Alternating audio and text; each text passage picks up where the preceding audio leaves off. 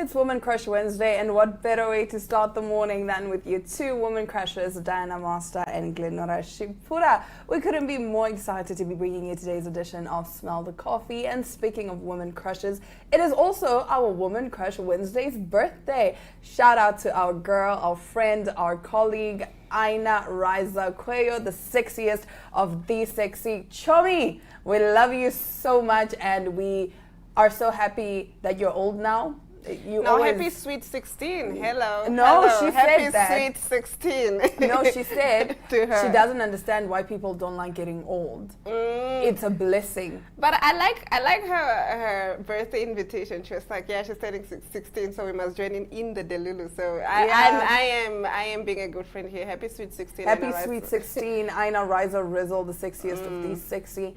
Pretty soon we'll be chopping a wedding, Chomi.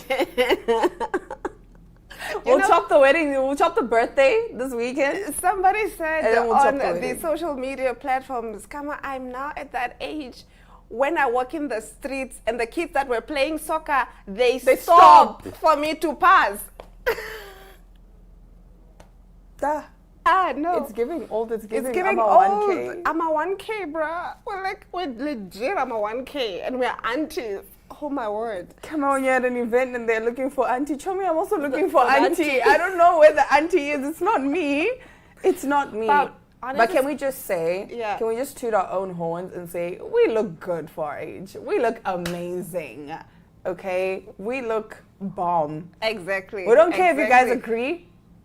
Delulu is the Salulu. Delulu will become Tululu, okay? And Delulu is the Salulu. But nevertheless, let's talk Aisho Speed. He was in Namibia yesterday. Did you get a chance to at least go to one of the places that he was at yesterday? I was quite busy. No. But social media was a buzz. Everywhere I was looking, I would just see Aisho Speed footage. So this was him, I think, when he was at he went to the Ovahimba. He went village, to the right? Ovahimba village. Yeah. So he was in Okahanja, then he came to Bentuk. So he was at the Hilton Hotel, he was at Kapana. He's greeting the fans. Wow. But Namibia showed up, hey? Namibians showed up. Look, that's Independence Avenue. Look at that. Honestly speaking, I think it's because he chose to do it later in the day. Yeah. Because had he done it in the morning, the streets were going to be empty. Because it was, kids are at school, because most of his fan base is a younger generation, and they were in school. And like I said yesterday, Namibia doesn't really have celebrity culture. But look at this. But then they showed up. I think, like I'm saying, it's because it was after. Yeah. After. This particular footage, I was like struggling to see where is he. You know what I'm saying? We talked about that earlier, because I was like, where is he? Like, no, he's there. You can see him in the crowd, but it's just like.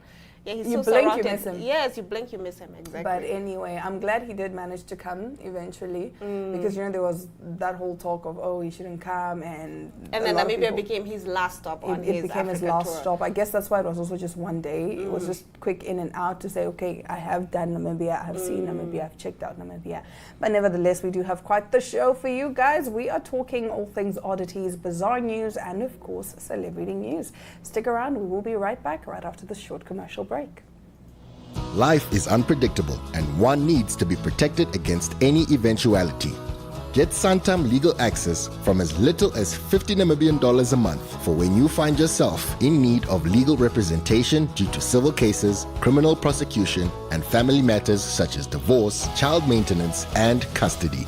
It also covers labor disputes, disciplinary hearings, and unfair dismissal or retrenchment. With Santam Legal Access, you'll receive free legal advice on almost every legal aspect, whether the specific matter is covered by your policy or not. For true peace of mind and legal protection when you need it most, call us on 061 292 8000.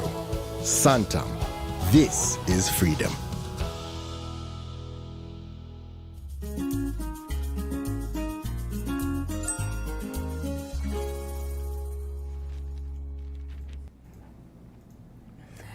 Getting into our top stories, a year after a controversial assisted dying device was used for the first time, its inventor says he is preparing a new version designed for two. So now, Chummy, we can go together. Yeah, the notebook. Yeah, boy. The Sarcopod, a 3D printed capsule that allows a user to trigger a nitrogen release, entered the global spotlight in 2024 after a 64-year-old American woman used it in Switzerland. The episode quickly spiraled into a police investigation, with authorities seizing the device and detaining those present before later ruling out intentional homicide. I'm not suggesting everyone's going to race forward and say, boy, I really want to climb into one of those things, Nitschke told the Daily Mail, but some people do. Nitschke said interest has already come from couples, including one from Britain who told him they wanted to die in each other's arms. The new design, sometimes referred to as a double Dutch Sarco, would be large enough for two people and require a synchronized decision. Both occupants must press their buttons at the same time or the device will not activate. The original Sarco capsule works by flooding its chamber with nitrogen, rendering the occupant unconscious within seconds and causing death shortly afterward. Nitschke said the woman who used the pod last year pressed the button almost immediately, explaining that she really wanted to die in the device and had read about it. Now, that inquiry ultimately ended without charges, but the debate over assisted dying and the machines built to facilitate it is far from settled. Now, beyond its size, the next iteration introduces a feature Nitschke says was unfinished during the first use: artificial intelligence designed to assess mental capacity. One of the parts of the device which hadn't been finished but is now finished is the artificial intelligence, he said. Instead of a traditional psychiatric evaluation, future users would complete an online test administered by an AI avatar. Passing the test would power the pod for a 24-hour window. After that, the assessment would need to be taken again. Even so, its future hinges on Swiss authorities who have yet to approve the technology. On the day the Sarco was first used, Switzerland's Interior Minister Elisabeth Balmer-Schneider said the device was not legal, a statement that helped trigger the initial investigation. I feel like if you want to die, you can just die, bruh. Wow. I don't think it needs to be... That, like, why must you get a partner? Okay, but I guess if you want to, you guys It's love, don't want to live without each other. I do like that it won't activate if the other person doesn't press their button. Because I know some of you guys, like, Chummy, what, pet, we get in, and then I press my button, you don't press your button, and then, yeah. Do you get what I'm saying? Honestly speaking, I think this whole debate surrounding euthanasia is, I don't know, man, because I feel if you have decided ultimately that you want to go, I feel like you should be allowed to go, bro. I know that.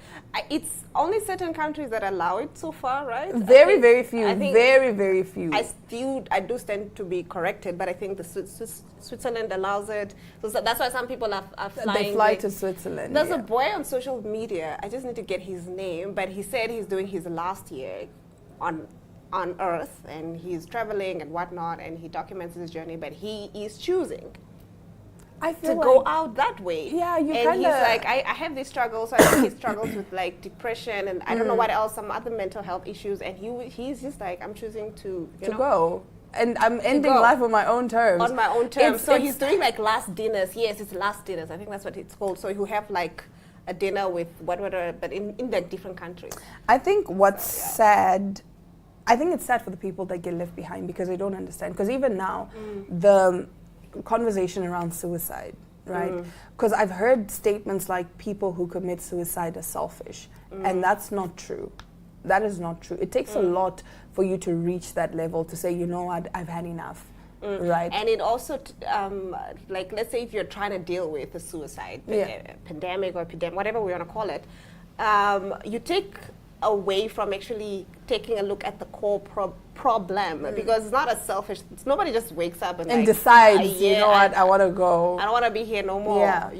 It's really a thing of maybe I'm dealing with something and I feel like I can't see a way out of it or what have you. So it's different perspectives for everybody. But I think once we can put in the component of understanding.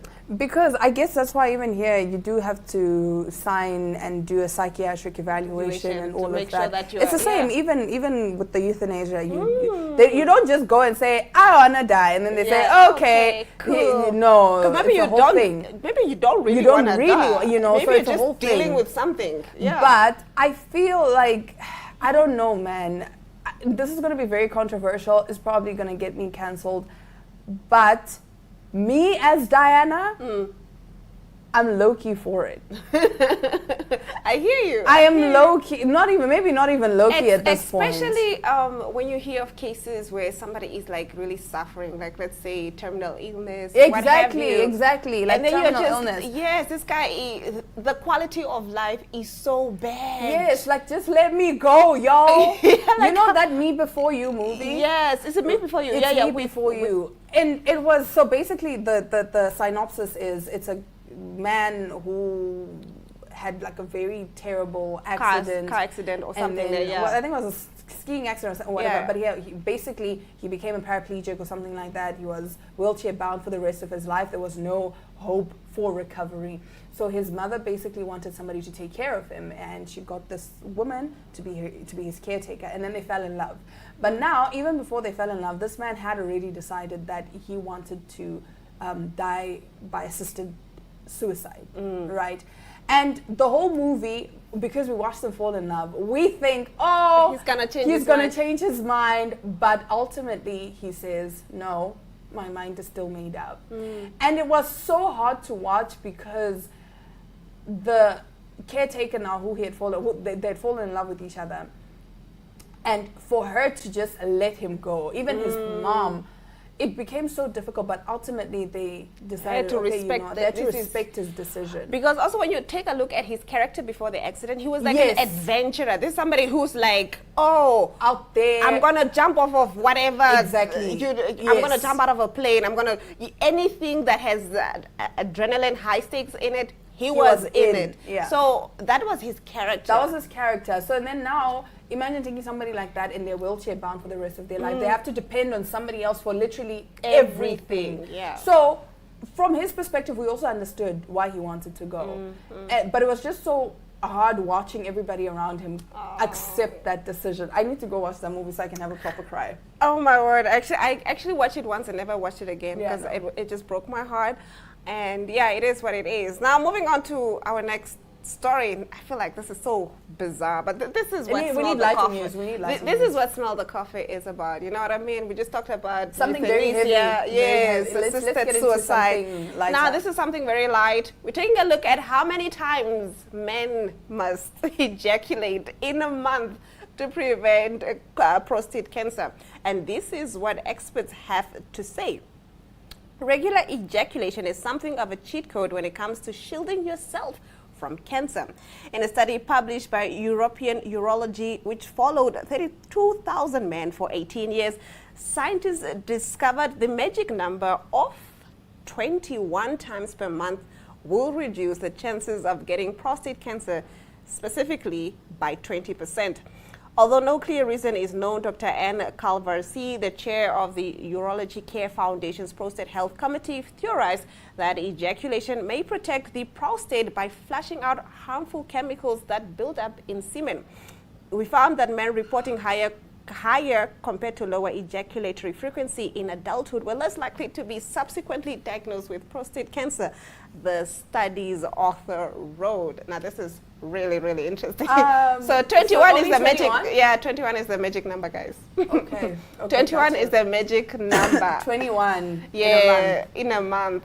So, but So ladies, assist your men, hey? I have so many Yeah. questions, because why does it have to be ejaculation? Why not sex? Yeah, because it can also be from masturbation. Do you get what I'm saying?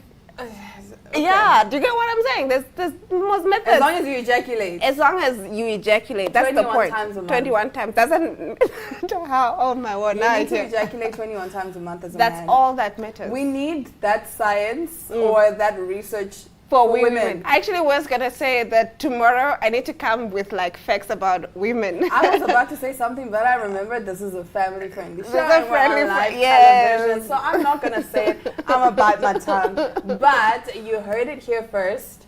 As a man, yes, you must. And this is backed by research. It's backed by research. Yes, that's all we care about. It's backed by research. Yeah, so ladies, I guess help your significant other. Help your significant other. Your better half. Your better half. You guys need to. It's a team effort. It's a team effort.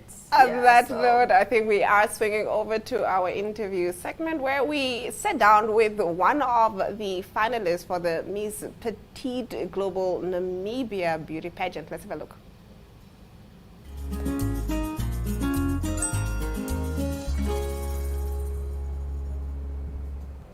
I'm now joined in the studio by the beautiful Selita Chuma Baldwin, one of the finalists of the Miss Petite Global Namibia 2026. Good morning. How are you? I'm fine, thank you. How are you? I'm great. Let's get right into it. What inspired you to enter Miss Petite Namibia Global, and what does this platform mean to you personally? Miss Petite Global is a platform that gives the most overlooked demographic, the petite women, a voice, an opportunity to embrace themselves. And I joined Miss Petite Global Namibia because I want to represent the perfectly imperfect woman. And I love that. The perfectly imperfect woman. Yes, yes. I want to use this opportunity or this platform to be a youth advocate, to just allow the youth or encourage them yet to discover their potential and embrace their indifference. Can you share a moment in your life that shaped your confidence and self-belief? When I started pageantry, I really still suffer from social anxiety. Like right now, my inner body is shaking. But you're doing so amazing, and that's also one of the things that people take for granted. Sometimes you have to do it scared. You know what I mean? Like I'm scared, I'm nervous, but I show up, and showing up is part of the magic, I would like to say.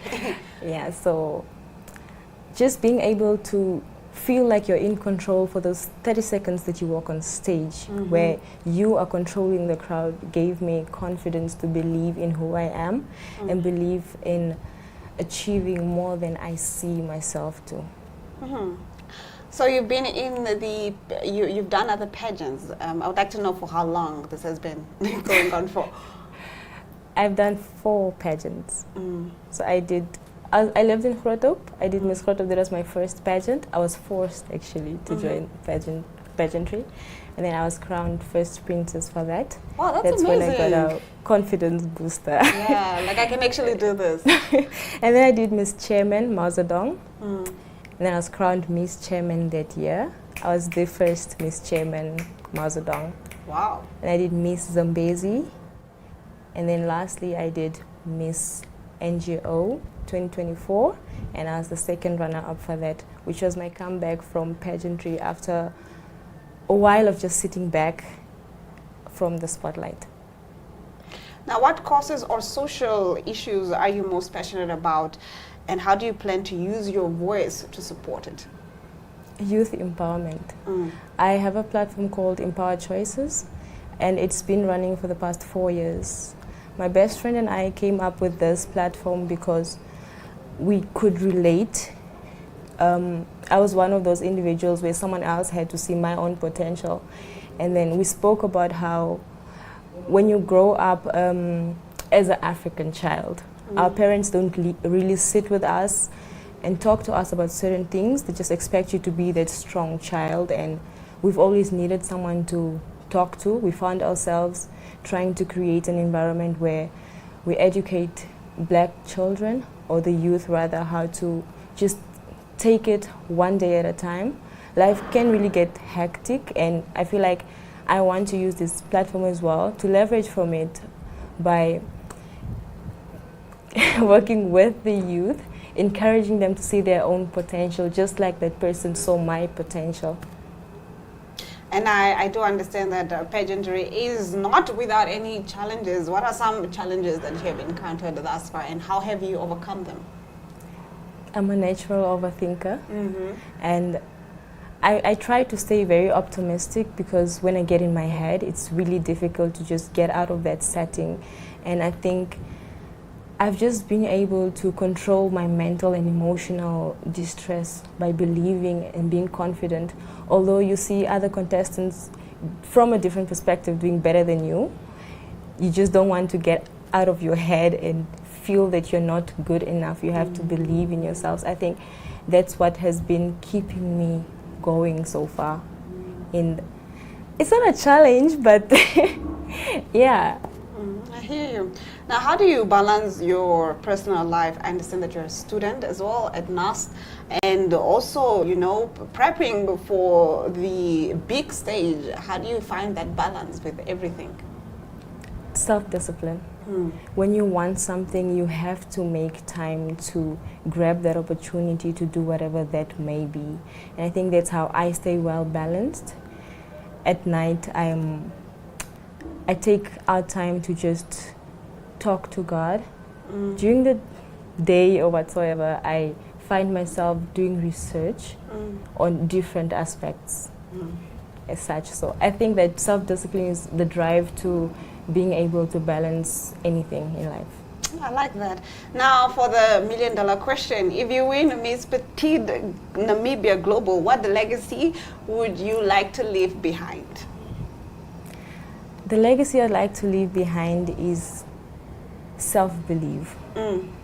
I think we are in a society where we often try to live our lives through other people's opinions. And I think that has to come to an end. We have to redirect the narrative that people's opinions matter or define you as an individual, because we are all created in a different, unique way, and we get opportunities to embrace our individuality differently. And I just want to be that spark that pushes the youth to be more ambitious instead of just sitting back and waiting for life to go on. Wow, that's so inspiring. Thank you so much for your time, and you know, all the best.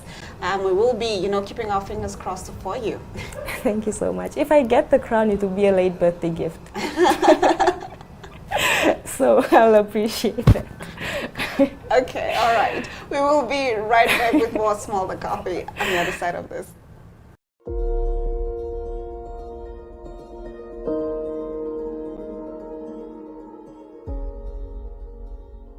Do you like traveling? Do you like to experience new places? Well, then you should tune into On the Rock, where we explore enjoy establishments all over Namibia and South Africa. Great food, great fun, and so much more. So be sure to mark your calendar as we explore the beautiful landscapes of Namibia at the various enjoy establishments. And where we also get to go on game drives, different activities, and meet the awesome staff of the different establishments. We will see you there. Watch On the Rocks every Monday at 9 p.m. on DSTV channel 285 and GoTV channel 25.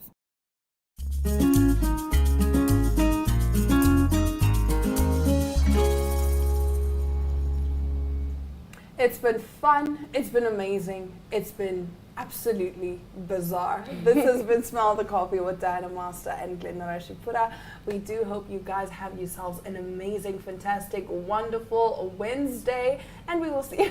I like how you went together with me. We are basically synchronized now. We are very in sync, but nevertheless, we will catch you guys again tomorrow, same time, same place. Mwah!